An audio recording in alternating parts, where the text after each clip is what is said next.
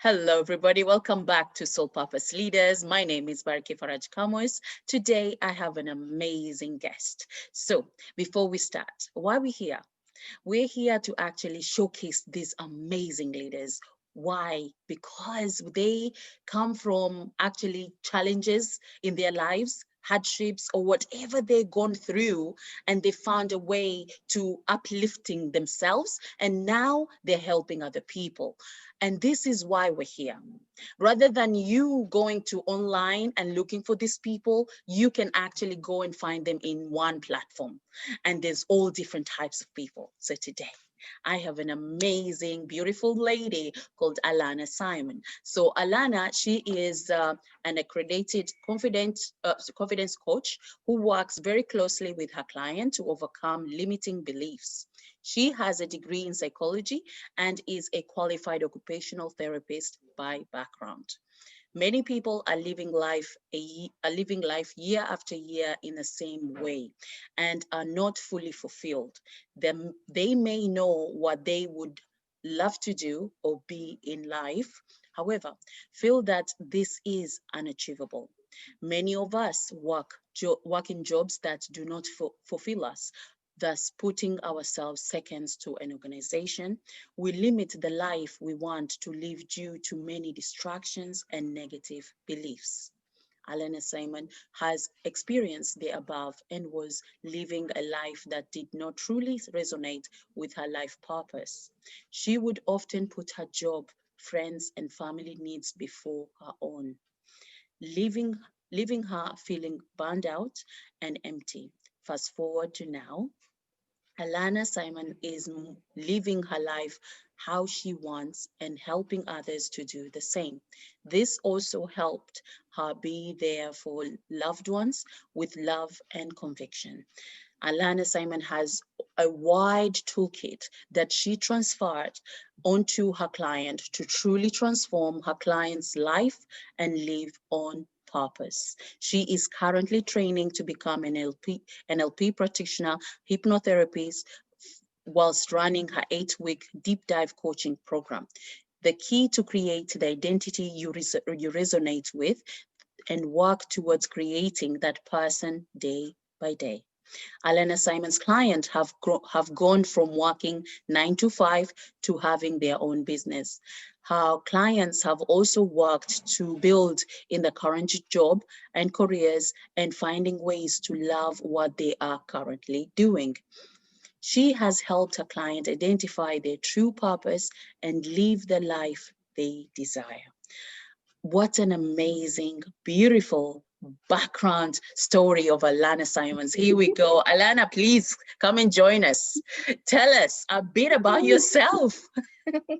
Hi, everyone. Wow, it sounds so, sounds like a lot when you read it like that. Like, wow, thank you.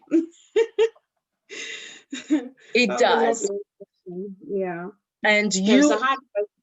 Yeah, go on, sorry. It's all right. Just too excited, sorry. So tell us a bit of your background, please. Okay. So I'll start from the very beginning. I was born in the UK, but I lived in the Caribbean in between ages of 7 and 11. So I went primary school out there. Came back when I was 11. I went secondary school over here. I went for my studies throughout my secondary school years. I loved secondary school, but I was also known as the joker, always making jokes, always the confident one, always the fun one. But I never saw myself as smart. I never thought I'll be good in my GCSEs. Therefore, I didn't do good in my GCSEs because I lived in that identity. But I always thought it's fine. My personality will get me through life. Fast forward to college, I did health and social care. I've always been a person to be in healthcare, always wanted to care for people. My first proper job, well, I worked in Greg's bakery shop when I was 17, but my second job after that was I worked in a residential home for 4 years looking after the elderly. And then after that, I actually worked in Ryanair as a check-in agent. Yeah, which was fun. It was fun, a few angry passengers, but it was fun overall. But it wasn't fulfilling. I just felt like I wasn't, my calling was to help people, and it wasn't filling my needs. So I really wanted to get into understand why people did what they did. and how the mind worked. So I found a massive interest in psychology. I got made redundant from Ryanair, which was a blessing, because I went to do my degree, because I was the kind of person who had to be kicked out of certain things to go and do what she wanted to do. I would never just say, I'm going to change, I want to do this. Very scared to live out my comfort zone. So I got kicked out of Ryanair. And oh, the screen's gone. Okay, can you see me? Yes, I can see you. I'm sorry. So I got kicked out of Ryanair, and I started my psychology degree. And throughout my psychology degree, I got the interest. I had one module, which was life coaching. This was like in 2008. It was life coaching. And the feeling I got when I was doing this one module, I loved every module, but that was the one module that really got me. And I felt a sense of need. I thought I need to, explore this further. There was nothing out there to do with life coaching, nothing whatsoever. So I didn't obviously pursue it. So I thought I'm going to go into another area, which was clinical psychology. So that's what I was working towards throughout my psychology degree. And in order to get into the postgraduate for psychology or clinical psychology, I needed to get a certain grade. But I fell pregnant with my second child. I've got 2 children, by the way, guys. One's 15, one's 8.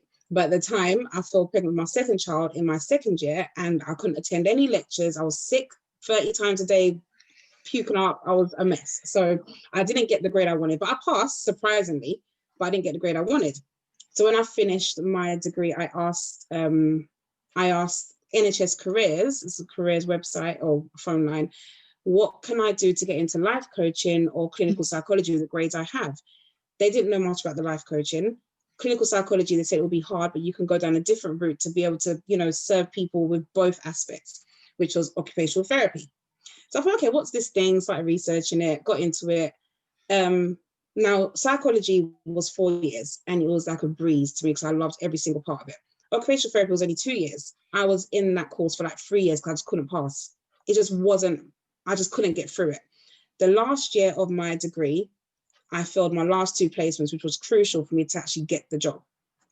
I failed the first one due to a lot of discrimination in one placement and racism, which I had to report to the university. The second one, I suffered a bereavement. I actually asked my tutor, at the time, what do I do? Because the person that raised me in the Caribbean passed away.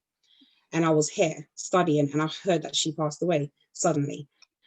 And I was told, people die, you need to get over it and get on with your course. That's what I was told. So dealing with that, and dealing with the fact that she's gone and I can't be there for her funeral, and my first instinct feeling was I need to finish this course so I could get a life for me and my children, because I was struggling always without money. I had very bad money mindset. So my main issue was get through this course alone and serve your family. So I helped pay for the funeral because it made me feel good. So I thought, okay, I've done a little bit of what I can do. Let me just try and get through this placement. I failed it. Because she passed, I didn't go into my place for a couple of days, so I couldn't attend to my course, so I failed that course. Because of the bereavement, I got another extenuating circumstances, and I was able to do another placement, luckily. And this placement, as soon as I stepped into the building, my mentor said to me, I don't care why you failed the other 2 placements. I know it's down to your confidence, and we're going to just work on your confidence. And you're going to pass this placement. Oh my God. Oh my God. I was so happy to hear those words. So it was such a hard journey, but I literally passed through the skin of my teeth. So now through that journey, my confidence was at 0. So like I said, prior to that, I've always been a confident person, always the life of the party, throwing parties, going to parties, and, just the one to go up to people and just speak to people, make conversation. But for that 3-4 years, that wasn't me. My mom even said she didn't recognize who I was. My stepdad said the same thing, and my dad. So, I had to regain my confidence, because I realized when she said that, that made me learn, wow, it's all down to your confidence to achieve things in life. So I had to really explore, how do I get confident to achieve what I want? Because fair enough, I need confidence, but how do I get it?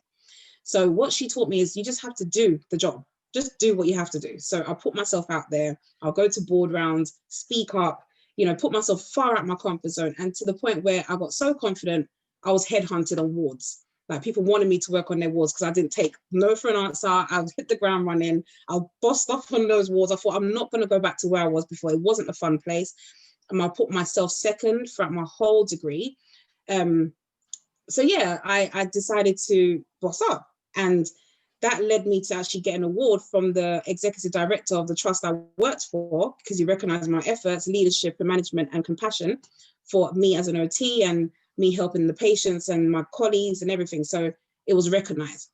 But in the midst of being recognized, I was burnt out, because my goal was to hit the ground running, boss up, but I didn't ask for happiness, comfortability, peace. So I realized it's literally what you put out is what you get. Literally, I asked to be recognized. I asked for me to be able to get confident and do the work. I did that, but I didn't ask for the other good stuff. So I got burnt out. So 2019, I was on the ward. I was doing what I had to do.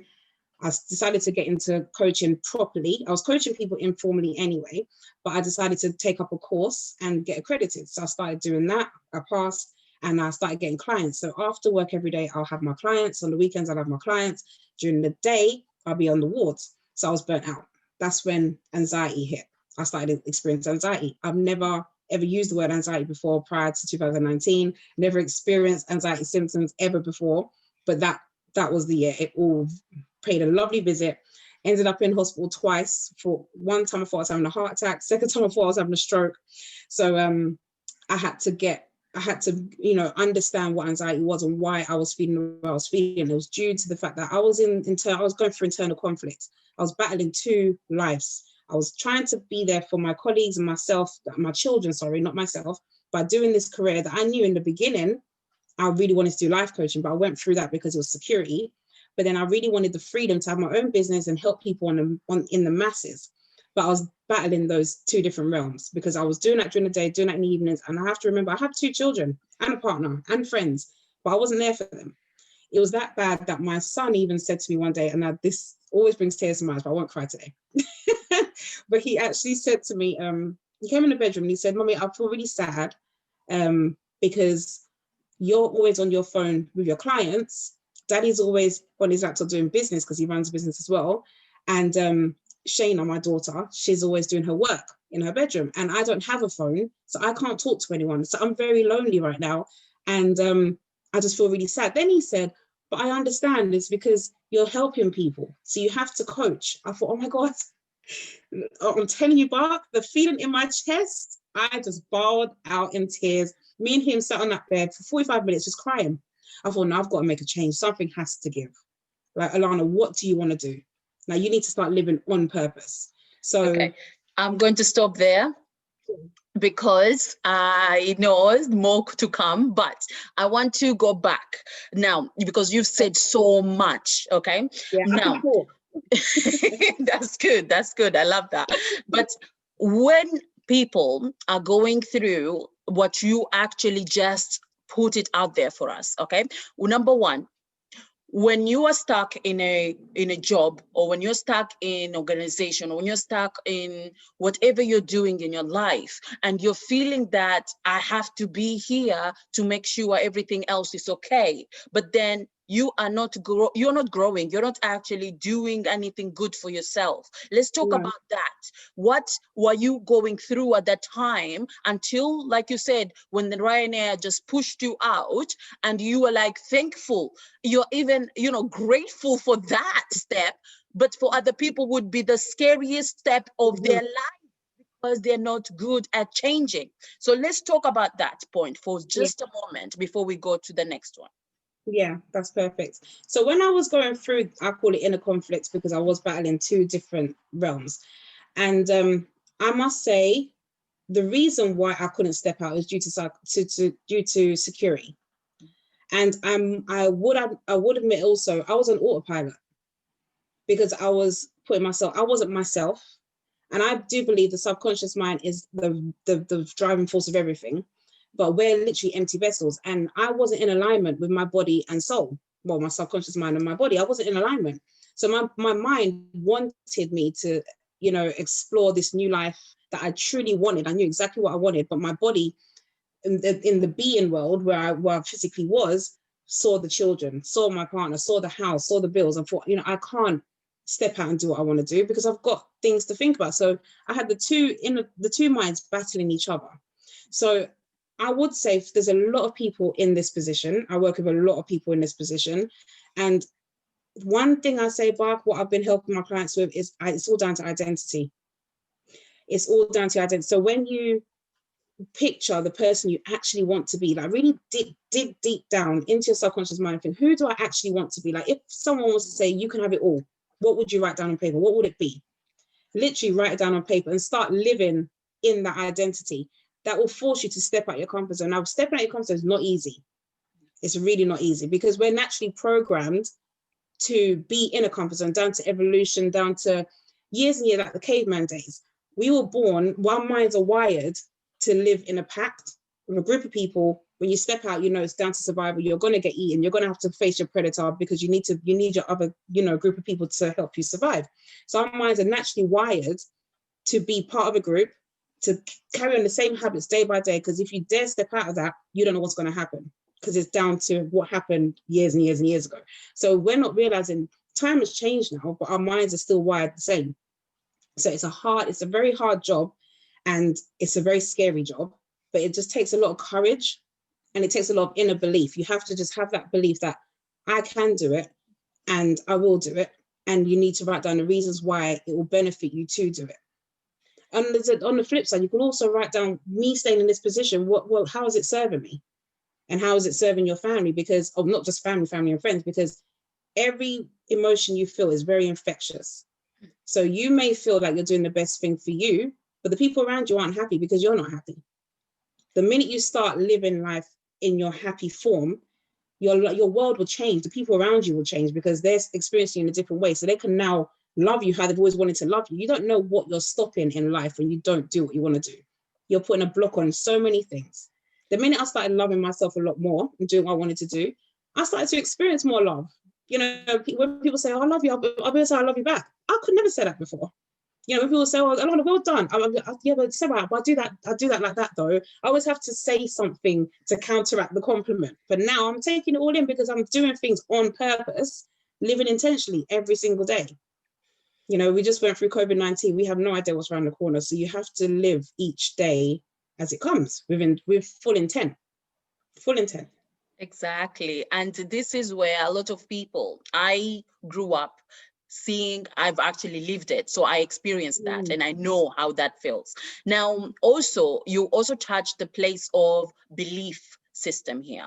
Now, when you said about you failing in your exams, or you failing your assignments, or you delaying, or you feeling like, you know, all of these things that you're going through, but you didn't know at the time why. But then when a person looked at you and actually told you, it's because of your confidence, and saying to you, we can actually make that happen. We can actually get you done and ready for actually meeting that criteria. You can just step over it. For that, there was two things that happened to you. Number one was that you were given permission to actually feel good about your situation. Number two was that you actually know there is a situation that you need to deal with. Now, you also, because you are faced with that situation that someone else noticed it, but then you are aware of it, and then you actually did tackle it in a more bigger wave that you could have done it at the beginning that you're going through in the last 2 years when you say that. Now, tell us a bit more on that area when you are actually knowing that this is it. This is the situation I'm in. I don't want to be in this situation. I want to be better. What were you going through in your mindset? What were you going through in your behavior? What were you saying to yourself?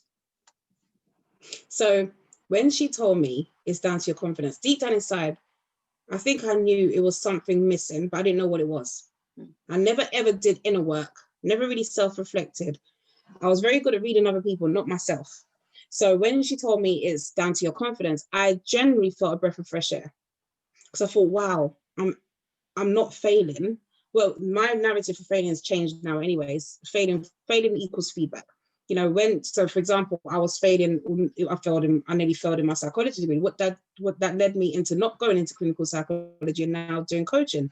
So everything happens for a reason. But when she said, we can fix your confidence, it's down to your confidence, I thought I had a second chance at myself, not just for my career, at myself. I thought, wow, I've actually lost a massive part of myself all these years. I didn't even realize. So she made me really realize what's been going on with me. She's only known me for a day when she said that to me, and she saw it in me within a second. Because I'm not sure if she knew. She probably knew that it's all down to confidence why we act the way we act.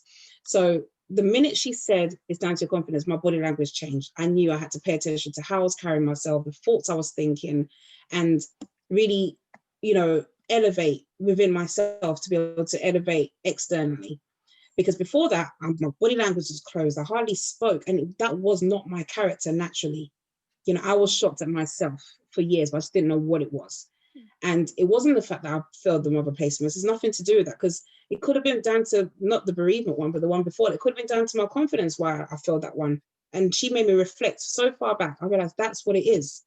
So the minute she said that, I just worked every day on myself, not to get the career, but I just worked on myself. And that reflected throughout my team. And that's the reason why I passed in the end, because they realized my efforts, Now, okay, you actually, what you're doing, because I love this. I'm so sorry using you as my like a guinea pig, but you're perfect candidate for this, okay? Now, you are an action person. I can see that. Okay, you are given something, you go for it. There's no stopping you. But then this is where a lot of us, I'm talking about us because we're action people. When we're given a task, we'll deal with it. We're gonna make it, we're gonna take it, and we're gonna own it, and we're gonna make it happen. Now, when you've done actually taking that your career, your moment of saying, okay, my confidence, I need to deal with it, you done it. But then you are actually going 100,000 miles an hour because of what that goal was. But then what you didn't realize was that, oh my God, at the end of the tunnel, there is an ending, there is a destination, but you didn't see it because you're so absorb into the action moment that you're not realizing to the end point, and that is your burnout. That is you're going to be struck down. There's going to be something, 100%. Tell us a bit of that, because we don't realize when we actually on what they call it, when we put our blinders on, we don't realize that vision. Is it vision, tunnel vision? Like just straight. We don't look sideways or back. We don't reflect back. Just tunnel vision. Yeah, and then we don't realize when we get to the end of the tunnel, we don't know what's going to be there because we didn't know what was passing us by all along. We didn't look to the sides. It's so true. Yeah, it's so true. But then you finally got the burnout. You finally got this moment of realization. And then you, at that time, knowing that, oh my God, this is not what I wanted. This is not where I actually visioned. This is what happens to a lot of us. Now tell us, when you realized that and actually knew, I could have taken the coaching because that was exactly what I wanted. I didn't want this, and we do this to ourselves all the time, but we don't realize it. So tell us, at that moment, you found out that you are actually having, or even knowing, what your purpose is, and you actually taking that action. Tell us a bit of that, please. So what I did, so I was still working when I had that realization. So I had the realization during my studies, which is the last placement. Then they offered me a job within that same team at the end. So I took the job. And like I said, I was burnt out because with what she told me about my confidence, I thought I used that as a driving force for like another 2 years after that. And like you said, tunnel vision, I didn't look sideways for 2 years after I qualified. Then when I hit burnout, and I realized why I hit burnout, and I realized what my purpose was to do coaching, I still had bills to pay. I still have things to, I still need without working in the healthcare sector. So what I did is I shifted my inner self rather than externally. I shifted what was going on inside of me. So I thought, okay, Alana, your purpose is just to help the masses. It doesn't have to have a title, life coaching or OT, because you're doing both in both titles. So I had to shift how I felt on the inside and live in my purpose while I was in the hospital. So what I did is I started showing up as Alana, the coach who just wants to help people. So I wouldn't just do my job. I will do my job with full intent to help people on another level. So I'll do my OT job. I'll do my, follow assessments and everything, but my patients were getting more of me as a coach. So I felt fulfilled within my work. What I did, I also minimized the amount of clients I had after work so I can make sure I tend to my family. I just made little shifts. So I thought I have to try and make both things work. I had to balance it. And like I said, COVID hit, and that's the reason why. That's from March last year is when I've decided I'm going to do life coaching full time mainly because of COVID, and it's just very, very, very hard to balance. And I need to just give more and do more. Amazing. Wow. And that is so true. That's amazing what you're doing. Now, let's go back to where you're on your bed. Okay. And it's happening again because we actually you aren't actually paying to the attention of you're still doing those habits that you were doing before. You're working so hard and you're not actually doing everything else that you want to do for yourself as well. Now, as a coach, it happens to a lot of coaches. As a mother, as a daughter, we've got lots of roles going on here. But this is why we get so on it that we forget. Now, tell us that moment your son told you all of these things, you're on the bed, you're having a breakthrough. What happened next? Well, like I said, I cried a lot. What did I do after that? I had a conversation with my partner. I said, something has to give. We're trying to create a life for ourselves and our children, but we're actually not realizing that we're not actually being there for them emotionally.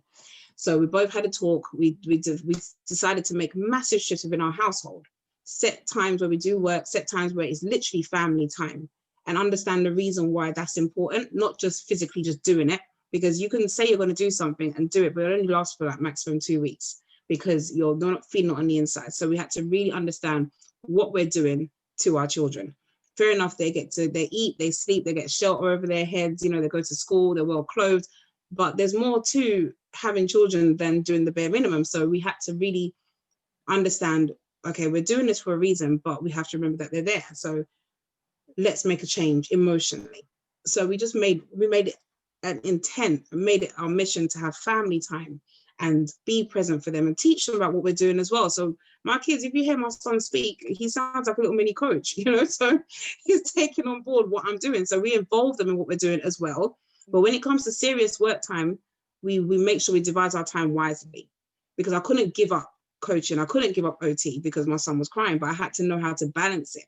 And also I talk to my kids a lot. I make them understand a lot. So I had to make him understand that it's nothing obviously personal. It's literally because mommy didn't realize, I'm very honest with my kids as well. Mommy didn't realize that she's literally putting you guys second, trying her hardest to get us as a family to where she wants us to be. So I apologize, obviously. He is such an understanding kid, both of them are. So it wasn't as bad as I thought it was going to be after we finished crying, but changes had to be made. And that's that point onward, that from that day, I thought, okay, Alana, you need to re-strategize. When are you going to decide on what you're going to do full time? Is it OT full time or is it coaching full time? Because it doesn't seem like it's working doing both. So what I did after that, I actually left the NHS, being a permanent, that is. And I rang up an agency saying I need to go locum because I'm working, I'm doing this business and I need to be able to be flexible with my time. And if my son has a school assembly, I want to be able to just leave the workplace and go. And what else? So I decided to go locum, and what did I do? I went locum, and my actual hospital head asked me, "Are you leaving? Can you stay with us as a locum?" Which was shocking because you're supposed to wait 6 months before working in the same trust. So I thought, okay. They said, "No, we are really good OT. We don't want to lose you." So I stayed with them, and that's where I just hit the ground running. And the reason why I did that, because I realized my value. My clients were making massive breakthroughs. My job, I was helping my patients on another level. And I knew my value in both areas, and I knew I couldn't leave both at that time. So I did locum stuff, get more money for the work I was doing. And also I was there as a coach for my clients even more because I had that flexibility. So that's how I balanced it at the time. Wow, that's amazing. But this year, obviously 2020 is another story. We'll get onto that. Well, 2021 now. Oh, yeah. It's just the beginning, so don't worry, you'll get used to it. Yeah. But I want to know, what kind of what kind of clients are you actually working with, and what do they have in common, and what do you actually help them with? Please tell us a bit more about that. So my clients mirror me, because I know how it feels to be in a certain organization or certain area or place or space in life where you're not truly happy, and you know there's more in life for you, but you just lack that guidance and support in getting there.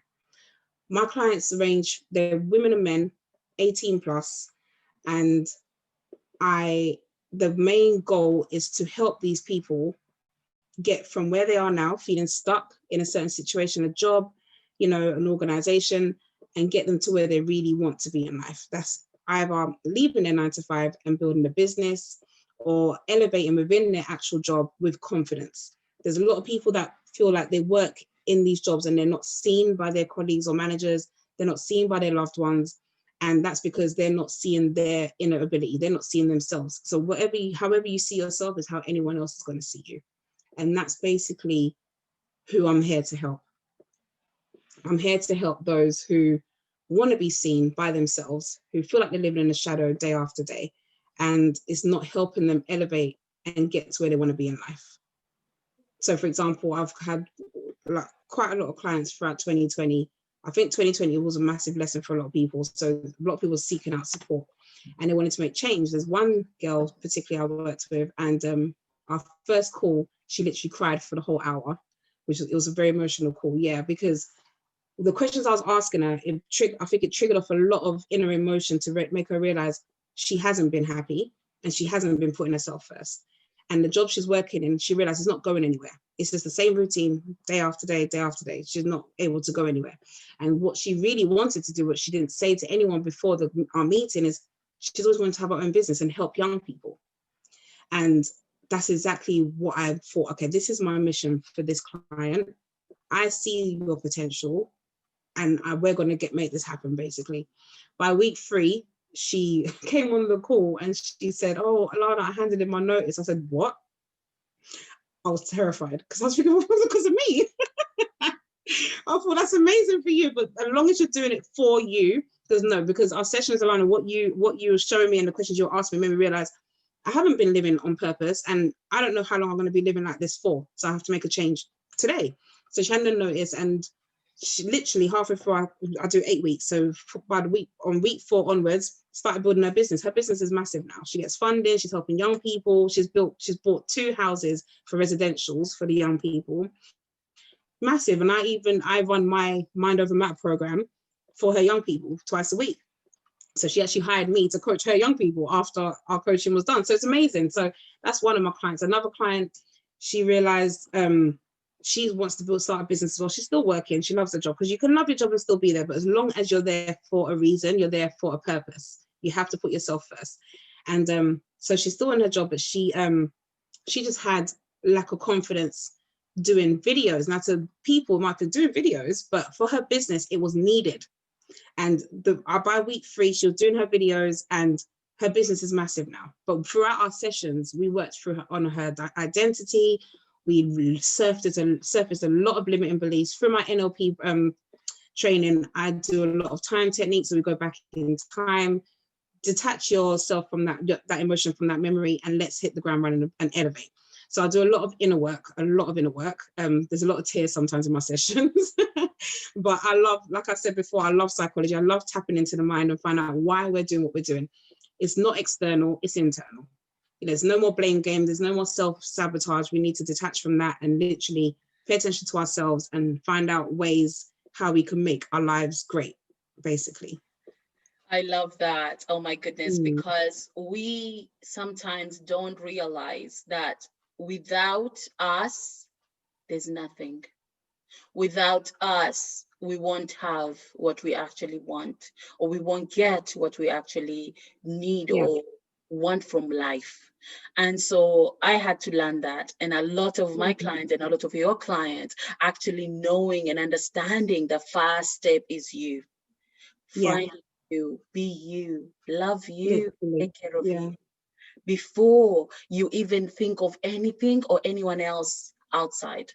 Now Yeah. that is beautiful and it's magical and it's needed. Now, Mhm. for someone out there who is going through difficulties in themselves and can Mhm.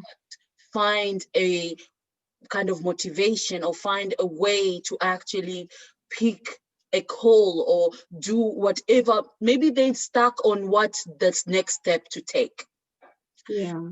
and they're listening to this video right now, what would be your message to them? My message is find quiet time, get a pen and paper and just write down what your thoughts are. Write down what those thoughts are in pencil, then get a pen and underneath each thought, write down the counteracting thought. This is an activity that I give my clients in the discovery call, the calls I do for free, because that opens up a massive realm of thoughts that you didn't know was inside you. And those thoughts are your identity. Your thoughts create your behaviors, create your actions, create your results. So the minute you can tackle what's actually going, the narrative within your mind, you can actually counteract them and create different thoughts. So what you do is you get a pencil, write down those thoughts. So for example, I'm not good enough. Then in pen, you can write down, I'm maybe not good enough right now, but I can learn new skills and I will learn new skills. And that's how it goes on. Then revise them day by day. Then make them your new affirmations. You start to rub out the penciled ones and just start saying the penned ones, the ones that's written in pen. And that's your new affirmations. The more you say that, the more you start believing it, the more you start living within that feeling and identity. And that's how I worked to shift how I felt when it came to that question you asked me. That's how I started to shift. Before I even started doing coaching, when I was going through my situation, I had to change how I thought about things. And that thoughts don't just come, can't just think things up. It's the environment that you're in, the people you associate yourself with. And you might have negative people in your circle or your family, but it's how you process it. You have to remember the subconscious mind is very personal. So whatever people are saying to you is a reflection or projection of how they're feeling about themselves. So a lot of us say things, we take things on board of what people say to us, but you have to remember that person's saying that for their own reason. So we have to learn not to take things so personally, because we can't always detach ourselves from negative narrative. We can't. So we have to know how to process it. And that's the best way, just to understand you're probably going through something. That's why you said that. Maybe a part of what you said may be true, and I'll work on it, but work on you. And also the environment, do things that make you happy. We're not here for long when you think about it. Well, we are, but we're not. So make each day count. Like, life is not worth living, in a hamster wheel. And when I say hamster wheel, people usually use that as a reflection of 9 to 5, but I mean hamster wheel, like the same thought process day after day. Every day we live, we're living in the past, because our actions are always a reflection of how we were yesterday. It's up to you when you want to stop that and start living in the future. So create the person you want to be, envision that person you want to be, and start creating it. Start taking, if that person is, say for example, I wrote down, I want to be healthy and start a business and blah, blah. So I wrote down, okay, this person who does these things, what does she do in the mornings? She wakes up at 6 and she works out. Okay, so I'm going to copy her.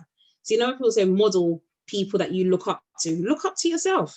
Mm-hmm. Model yourself. So create that ideal person and model them. Do what that person you would love to be will do. And that's how I believe modeling is. I look up to Tony Robbins, Lisa Nichols, and all them people, but I'm in competition with myself every day. Okay, Alana, what did you do last month? What can you do better this month? What did last month look like?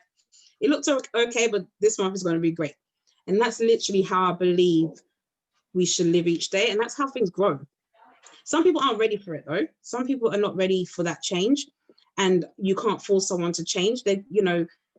Everyone has their time and their moment. Everyone has that spark that goes off thinking, okay, now it's time. I'm 36 now. I took 34 years to change, so it takes time. It sure does. It sure does. And this is why we're here. This is why we're actually breaking the wheel. Okay, I love to use that analogy. Okay, you can say, I didn't get it from Game of Thrones or anyone else, guys. Okay, this is mine. So the most important thing is breaking that will. We are not a hamster. We cannot keep going round in circles. We have to break it for us to create the new version of ourselves. And that's the most important thing. Now, Alana, you're beautifully amazing. Oh my goodness, we can talk all day, all night here, but we cannot. So where can we find you? Okay, so I'm on LinkedIn, Alana Simone. I'm also on Instagram, _Alana Simone _. I'm also on Facebook, Alana Simone, and I have a website, alanasimonecoach.com. Amazing. And all this information, I will also put it into the description on any platform. So it's going to be on YouTube, it's going to be on Facebook, or even LinkedIn. And for everybody else out there, I'm here and I want to say thank you, Alana. You've been amazing. I am so happy and I'm so grateful for you today. Do you have anything else to say to us before we can close for today? Yeah, I'm just going to say, guys, live on purpose. It's 2021. We got through 2020. We're still here. So now it's time to actually live on purpose. Live each day with full intent. There's no messing about now. And do it with a smile on your face. Have fun with it. Challenge yourself. See what you can accomplish by December. Set yourself a big goal that scares you. I love that. That's really amazing. And Alana, I want to ask you, are you willing to come back later on in the near future to come to tell us what you've been up to and what is going on with your life? And also, I want to ask you one last question. Is there a book coming or anything coming up? No? You know, it's funny you asked that because I think I've shared this with you. So 2018, I started writing a book. So I started journaling. And I made a couple of friends read my journal. They said, this sounds like a book. It was making them laugh. It was my life. So my life is funny. The joker from the school came back. Exactly. I can't help it. Even when I'm being serious, I have to make people laugh. But yeah, so I've started writing a book. So basically what the book is about is the journey from transitioning from working in healthcare and being in the mindset I was into be where I am. But I'm still writing. I just don't know when to stop. So I'm writing that. I'm doing a few ebooks as well that I'm going to be putting out there. But this main book, I am documenting my journey for those who want to step out of their comfort zone and just want to try something new and just the emotions that come with it, day-to-day life. I'm very transparent in the book. So I don't know when, I can't say when it's going to come out. It's just in the process. I'm just enjoying writing right now. Wow, I love that. She's enjoying writing. So until she tells us, then we're going to find out. For everybody else, I just want to say thank you for being here today. And whoever is going to be next speaker in here, then we're going to have to find out. Take care, everybody, and I shall speak to you soon. Bye, Alana.